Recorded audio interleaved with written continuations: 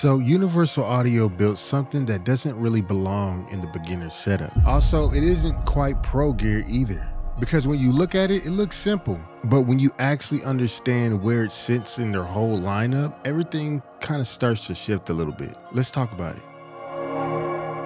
This is the Universal Audio 876. But the real question is, what does Universal Audio claim that this product can do for you? So in this video, we're going to be speaking about who is this interface actually for? Where does it actually sit in the Universal Audio ecosystem? Or does it actually improve your workflow or sound better? So before we even actually talk about the specs, we need to actually understand something very important. Who is this interface for? Because this isn't just the interface with more inputs, because it's being positioned in a very specific way for this one person, just one person. This interface is designed for multi-input recordings, built for full sessions and not just ideas. In my opinion, I think this is aimed for people who are kind of past the beginner stage a little bit. So even though it looks very straightforward, it's really more simpler than you think. However, this is when it stops being more of an entry-level interface. It's not just for solo vocal recordings. It's more so of like a recording hub built for session workflows like drum sets, or if you got a lot of instruments that need a lot of inputs, or if you're trying to record a band, this is that interface for you. So now we have to like kind of just zoom out and just like look at where this sits in the lineup, right? So because this is where things kind of start to get a little bit confusing. For all we know it, Universal Audio has two basic levels or worlds for creators, the beginner level, and then we have the pro level. So this is the Universal Audio Vault 176. This is basically like the starting point. It's built for one solo recording at a time. If you're really just focused on making beats, nothing too special, you just want to export everything out, or just recording yourself, no complexity, just plug and play, this is literally all you need. But on the other end, we have the Apollo X6 or the X8, where it's more for the pro levels. And we already know this is like a full setup ecosystem with Universal Audio, where you have the DSP power, you can use it for mixing and mastering. Of course, you can use it for pro level, high level recordings. So we already know this is where exactly the pro level production lives. And this is where the Universal Audio 876 lives. So it's not a simple entry-level option. And in my opinion, I don't think it's exactly for full professional studios either, even though you could put it in that situation. And with that being said, it's not really positioned to be like the highest level professional recording interface either. However, this tries to kind of like bridge the gap in a way. And that's what makes this interface kind of hard to categorize, because the middle position kind of creates a problem that people don't really think about. So at the end of the day, none of this really matters if it really changes up your workflow. And this is where real world specs come into play. Real quick, I gotta give a shout out of today's sponsor, themusicgang.com. Shout out to the Music Gang. If you're looking to improve your beats or even your recordings in Pro Tools or FL Studio, go to themusicgang.com and check out my templates, which you can use for your music. Or if you just need beats or anything like that, or connect with me with other services, check out themusicgang.com. Link in the description. Now back to the video. So let's talk about the workflow.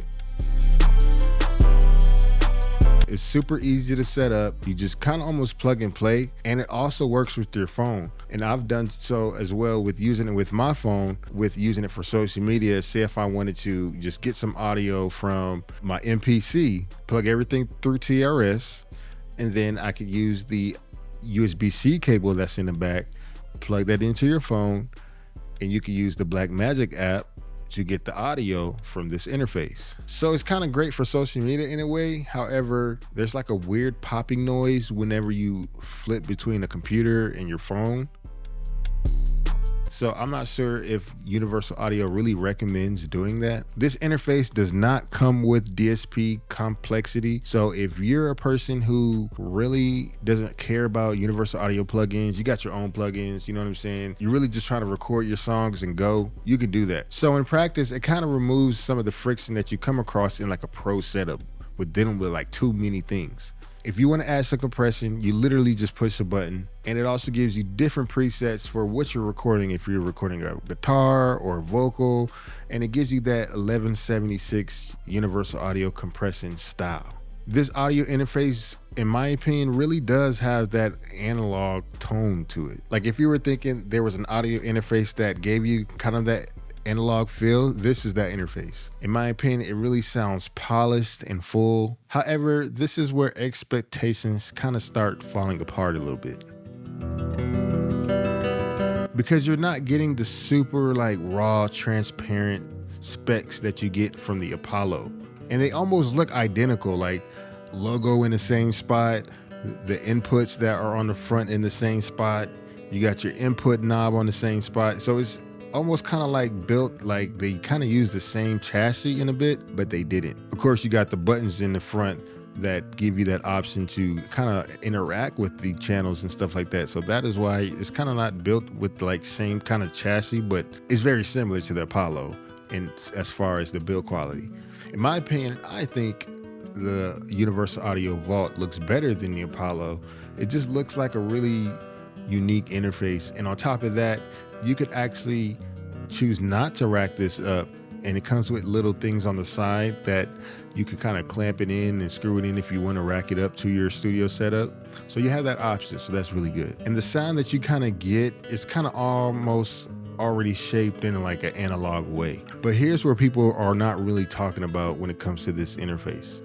It doesn't really replace your Universal Audio Apollo setup. Like the specs on this interface are kind of below the Apollo series. So it's like not exactly pro level. If you want pro level, go with the Apollo. In my opinion, it won't dramatically change your workflow unless you really just need a lot of inputs. So while it could improve your workflow in some way by using those compressors, the fundamentals don't change. You still gotta make good music. So that leads me to the real question of the day. So is the Vault 876 trying to become the best mid-level audio interface? And that's not really trying to compete with the top tier systems in production. And that's basically the whole entire point, because real value isn't really in features. It's how you get your ideas to recording without overthinking the process. Because at the end of the day, the best audio interface isn't the one with the most power.